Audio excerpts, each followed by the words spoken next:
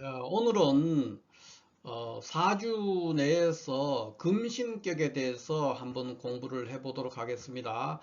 이 사주에서 금신격이라는 게 뭐냐 이렇게 했을 때 금신격이라는 것은 이렇게 시주에 기사라든가 계유라든가 을축이 있는 경우 그 경우를 금신격이다 이렇게 얘기합니다. 그러니까 기사나 을축이나 계유가 사주의 시주에 있는 사람, 그런 구조의 사주, 그거를 우리가 금신격이라고 하는데, 여기서 보이면 이제 금신이라는 게 금의 신이라는 건데, 이게 뭐냐면은 금기가 매우 강한 사주라 이런 뜻인데, 이 금기는 그냥 일반적으로 우리가 오행으로 말하는 목화토금수 할 때 그런 금이 아니고 일종의 그 숙살지기와 같은 금을 말한다 이렇게 이해를 해야 됩니다. 그러니까 강력하고 그 서늘하고 차갑고 굉장히 카리스마가 넘치고 냉엄한 그런 기운이 강한 사주다. 그러니까 금기, 일반적인 금기, 오행의 금기가 아니고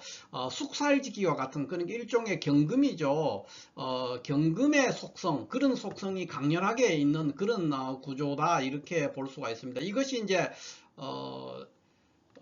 그 시주에 기사나 계유나 을축이 있을 때 이제 그런 현상을 보인다 이렇게 보는 것이죠. 그거는 이제 왜 그러냐 하면은 이 사유축, 사유축이라는 요 사와 유와 축, 이게 이제 금국을 이루잖아요. 금국의 요소예요. 그러니까 금의 오행이 사와 유와 축이 있었을 때 이건 경금의 삼합이란 말이에요. 그 속성을 갖기 때문에 금기, 그러니까 숙살지기가 매우 강하게 등장한다, 드러난다 이렇게 볼 수 있죠. 그리고 숙살지기라는 게 뭐냐면은 10월 한 말쯤 됐을 때 상강이 있잖아요. 절기 중에서 상강, 그러니까 하늘에서 서리가 내리는 거예요. 서리가 내리면은 초목이 다 시들잖아요. 나뭇잎이 다 시들고 풀은 다 이제 죽게 되죠. 그런 어떤 초목의 잎이 지고 시들게 하는 어떤 기운이에요. 그런 기운이기 때문에 굉장히 차갑고 10월 한 말쯤 돼서 상강에 서리가 내릴 때 한번 생각해 보세요. 날씨가 굉장히 서늘하고 차갑고 그 어떤 살벌한 우리가 인생사로 말하면 이제 서리빨이 내렸다 이런 말을 하지 않잖아요. 세상사에서 서리빨, 그런 것들이 숙살직이에요. 그러니까 서리빨이 내리는 게 상강 이후에 내리는 거거든요. 10월 말 이후에 그런 기운이라는 거예요. 그러니까 서리빨 같은 기운, 그 기운을 가지고 있는 사람, 그거를 이제 시주에 기사나 계유나 을축이 있을 때 그렇다는 거죠. 기사나 을축이나 계유 이런 거에 있는 사람은 금신격이다 이렇게 말합니다. 그래서 금신격은 굉장히 숙살지기 같은 그런 기운이 강하기 때문에 굉장히 그 자체가 강렬한 기운을, 금기에 강렬한 기운을 가졌다는 거기 때문에 성격적으로 매우 강단 있고 사람도 매우 똑똑하고, 그 다음에 어떤 난관을 만났을 때 쉽게 굴복하지 않는 불굴의 의지가 있는 그런 성격을 드러냅니다. 그러니까 금신격이 되면은 시주에 계유나 을축이나 기사가 있는 경우인데, 그 사람은 성격이 이렇게 굉장히 똑부러지는 성격이다 이렇게 볼 수가 있죠. 굉장히 카리스마가 넘치고 머리도 좋고 똑부러지는 그런 성격을 가진 사람이다 이렇게 볼 수 있는데, 이 금신격을 다른 말로 파패신이라고도 합니다. 그러니까 파괴와 실패의 신입니다. 그러니까 이대로만 해석을 하면은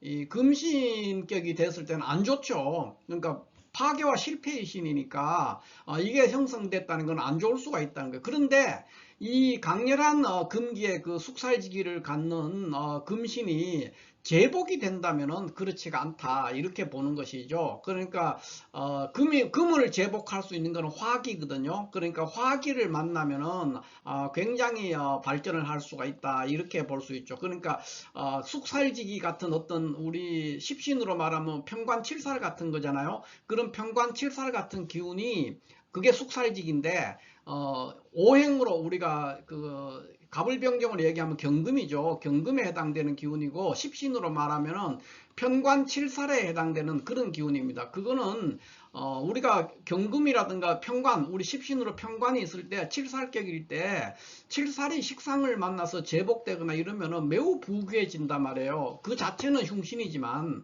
그런 것을 상징하고 있다 이렇게 보면 될 것 같아요. 자, 그래서 그런데 이 금신에 대해서 이제 고서에서 설명하고 있는 것이 조금 다릅니다. 그러니까 연애자평 같은 경우에는 일간이 갑이나 기라는 이런 조건이 없습니다. 그냥 시주에 기사라든가 을축이라든가 계유만 있으면 그것은 금신이다 이렇게 본다는 것이죠. 시주에 이렇게 있으면 뭐 일간이 뭐였든지 간에 관계가 없어요.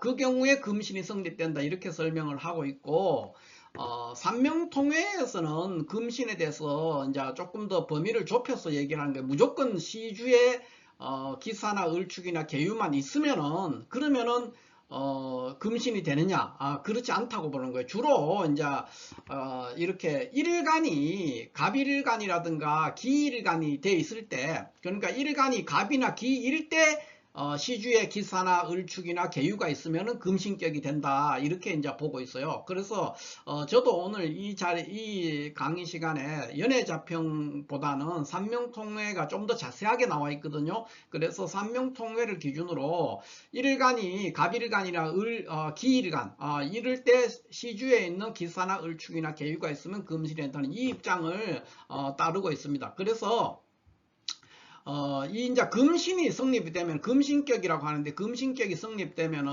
어떤 현상이 있느냐?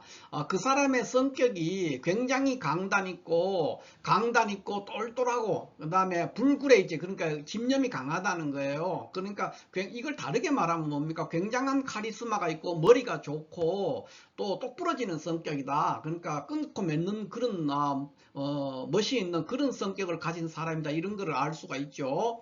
시주에 이렇게 있는 사람들, 그 사람들 그렇게 볼 수 있고, 일간이 갑이나 기일 때 특히 금신이 된다는 거예요. 그런데 이 경우에는 만약에 사주 안에서 칠살이라든가 양인을 대동하면 대귀하다 그랬어요. 왜냐하면 이 금신이라는 자체가 아까 이제 숙살직이라든가 그런 성향을 드러내는 것이죠. 그렇기 때문에 강렬한 금기운, 숙살지기를 드러내고 있기 때문에 그거를 제복해야 되는 거예요. 그러니까 그럴 때 칠살이나 양인을 대동하면 대귀하게 되고, 또 사주 안에서 화국이나 운에서 화양을 만나면 유리하다 그랬어요. 그러니까 사주 안에서 화국이 일어난다, 그 말은 이제 여기 지금 보이는 예시명조 같은 경우에 볼 것 같으면은 여기에 지금 충분히 화기가 이렇게 떠 있잖아요. 근데 뭐 여기에 오화가 이렇게 월지 오화가 있어서 인호 합할 수 있잖아요. 이렇게 돼 있으면은 굉장히 좋다는 거예요. 만약에 월지가 오화가 돼서 병오월주에 갑인 이렇게 돼서, 이거는 뭡니까? 이 기토가 떴으면 실제로 우리가 격국으로 치면 정제격이죠. 정제격이 식신을 보니까 당연히 좋을 수밖에 없는 거예요. 그런데 이제 금신이 또 제복되는 그런 부가적인 효과도 있기 때문에 매우 부귀해질 수 있다 이렇게 보는 거예요. 그러니까 격국으로 따져보면은 역시 단지 금신이기 때문에 그런 것이 아니라 격국적으로 격국이 잘 성격이 되기 때문에 그렇다 이렇게 볼 수 있습니다. 그래서 금신은 일간이 갑이나 기일 때 시주에 기사 을축 계유가 있을 때 사주가 화국을 이루고 있거나 운에서 화양을 만났을 때 굉장히 유리하고 부귀해질 수 있다는 것이고요. 이런 구조가 이제 만약에 금신이 제복되지 않으면 굉장히 빈천해진다는, 그러니까 파격이 되어 있을 때는 그렇다는 것이고, 또 하나 나쁜 것이 원사주가 그런데 수국이 돼 있거나, 또 여기에 뭐 수향, 운에서 수향을 만나면 굉장히 불리하고 형벌을 받거나, 뭐 옛날 사람들 같으면 귀양을 가거나 그런 일이 생긴다는 거예요. 예를 들면 이렇다는 것이죠. 이런 경우에 연지에 신이 있고 월지에 자가 있다, 이런 식으로 돼 있으면 그럴 가능성이 매우 높죠. 왜 그러냐 하면은 여기는 이제 인수격이 되는데 이 기토 재성이 떠 있으니까 이제 그런 현상이 나타날 수가 있는 거예요. 좀 뭐 굉장히 불리해지죠. 그런 상황으로. 그래서 사주는 이런 금신격이라는 것도 중요하지만은 일반적인 우리가 격국의 성패상으로 격이 이루어져야만이 부귀해질 수 있다 이렇게 볼 수가 있겠습니다.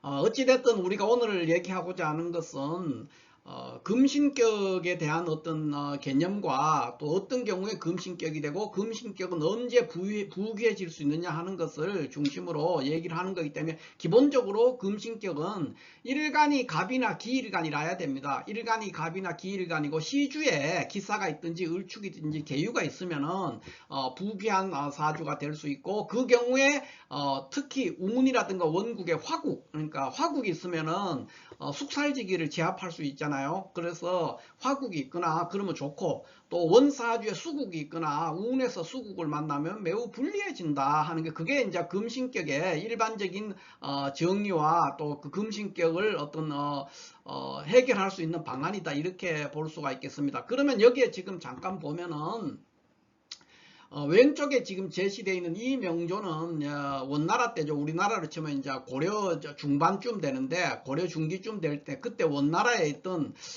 이 탈탈승상이라는 사람, 그러니까 승상이죠. 그러니까 이름이 좀 특이한데요. 탈탈이에요. 그 성이 탈탈승상인데, 삼명통회에서 그 보면은 탈환승상이다 이렇게 표현되어 있는 경우도 있어요. 똑같은 명조예요. 같은 사람인데 다른 곳에서는 탈환승상이라고 되어 있고, 같은 산명통해 안에서 또 탈탈이라고도 이렇게도 표현합니다. 그래서 어쨌든 저는 이제 탈탈로 옮겼는데, 탈환승상이다 이렇게 해도 뭐 같은 사람이니까 뭐 괜찮습니다. 그러니까 고서를 찾아가 보실 때 탈환승상이라 나와 있으면 그 사람이 탈탈승상이다 이렇게 이해를 하면 될 것 같아요. 이 탈탈승상이라는 사람은 승상이니까 굉장히 높은 사람이죠. 요즘엔 말하면 그냥 뭐 총리나 또는 부총리 이런 급에 해당되는 아주 고위층이죠. 그런데 이 사람이 37세 무진년에 형을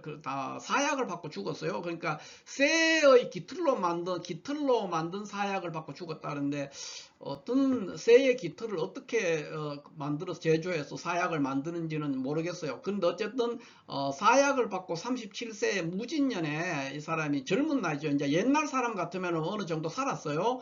평균 수명이 뭐 한 25세 정도밖에 안 됐을 때니까 굉장히 뭐 그런 대로 억울하게 살진 않는데, 요즘 같으면 뭐 아주 청년이죠. 청년의 시기에 이렇게 죽은 거예요. 또 청년의 시기에 요즘 같으면 승상이 될 수도 없죠. 30살 후반에 그런 불가능한 얘기예요, 요즘 같으면. 근데 옛날에는 이제 보통 40세 정도 되면은 노인으로 막 분류가 됐단 말이에요. 그러니까 그런 상황이니까 뭐 충분히 어느 정도 인생을 누렸다고 볼 수는 있지만, 마지막에 승상이었음에도 불구하고 사약을 받고 죽었죠.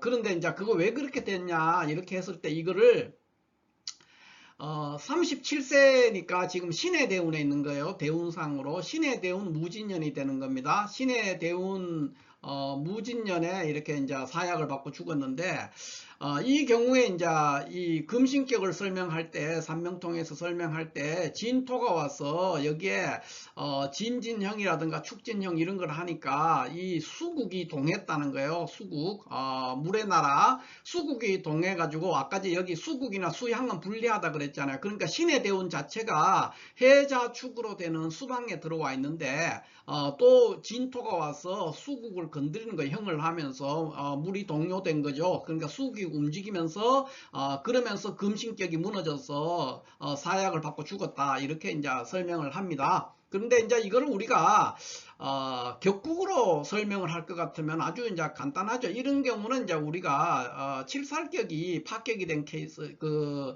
칠살격이 거식고살돼서 파격됐다 이렇게 볼 수가 있는 그런 구조의 사주입니다. 그러니까 특히 원사주는 칠살격이 아니었지만은 신의 대운 무진년은 그렇다는 거예요. 그렇게 볼 수가 있죠. 거식고살, 그러니까 칠살격이 거식고살됐다. 그렇게 볼 수 있습니다. 그러니까 원사주는 이게 미월의 기토인데 이제 기토가 떠 있고 정화가 떠 있어요. 그렇게 떴으니까 이제 월급격인데, 월급격이 여기 정임합돼 있죠. 천간에서. 그렇게 돼 가지고 이제 월급격이 여기 지지에 사축합도 있어요. 그래서 일종의 이제 우리가 보면 이제 녹급용식격이다 이렇게 볼 수가 있습니다. 원사주는 녹급용식격으로 완전한 파격은 아니죠. 그래도 이제 격은 좀 떨어지지만은 격국을 이루고 있었는데, 신의 대운이 올 것 같으면은, 신의 대운 무진년이 될 것 같으면은 상황이 달라집니다. 상황이 달라져서 이 거식호살, 우리가 보통 말하는 거식호살의 현상을 맞이하게 됩니다. 거식호살 되면은 연애자평에 보면 이렇게 나오잖아요. 그 불빈즉요 그랬거든요. 그러니까 가난하지 않으면 요절한다 이렇게 설명을 했습니다. 그래서 뭐 37세면은 뭐 옛날에 승상 이렇게 한 사람들은 먹는 것도 그렇고 생활 그 패턴이 굉장히 좋기 때문에 어느 정도 60세 70세까지 살 수가 있는 사람인데도 이제 어떻게 보면 이제 사약을 갖고 비명횡사한 것이죠.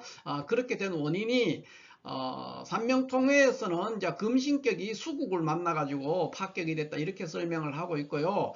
우리가 일반적으로 말하는 이제 자평진전 입각에서 이 사주를 푼다면은 칠살격이 거시코살돼서 파격이 됐다 이렇게 설명을 할 수가 있겠습니다.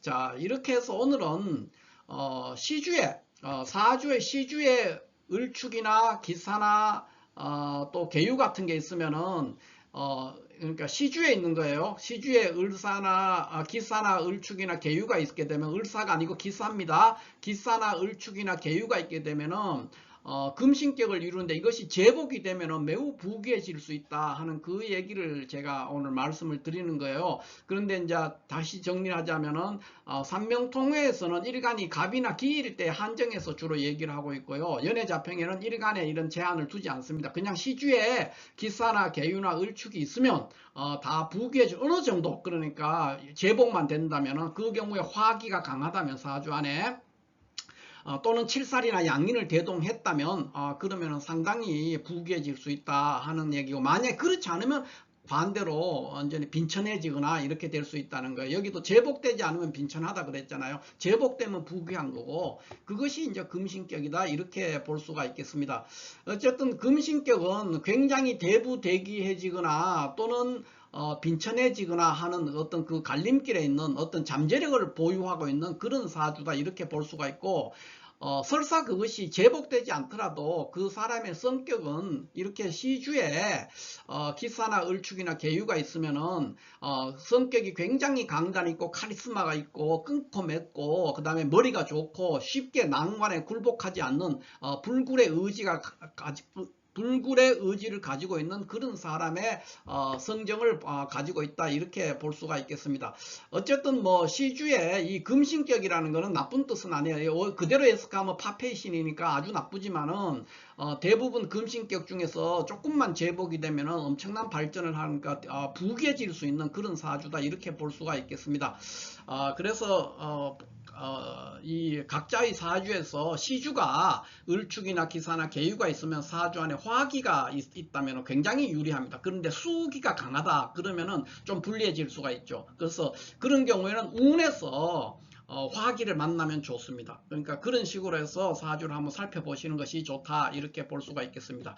자, 이렇게 해서 오늘은 시주에 을축이나 기사나 계유가 있으면 부귀격이 될 수 있다. 근데 그것은 왜 그러냐? 금신격이기 때문이고, 금신이 제복이 된다면 부귀해진다는 거예요. 그냥 있기만 하면 부귀해지는 건 아니고요. 제복이 되면 부귀해진다. 그러니까 뭐 이런 것들은 꼭 그 금신격이 아니라도 다른 격국도 다 마찬가지예요. 뭔가 있었을 때 그것이 제복이 된다든가 그것이 잘 보존이 된다든가 이런 식으로 됐을 때 의미가 있는 것이거든요. 아무튼 시주에 을축이나 기사나 계유가 있으면은 매우 대부대기해질 수 있는 잠재력을 안고 있는 그런 사주다 이렇게 볼 수가 있겠습니다. 자, 이렇게 해서 오늘 금신격에 대해서 한번 간단하게 살펴봤습니다. 감사합니다.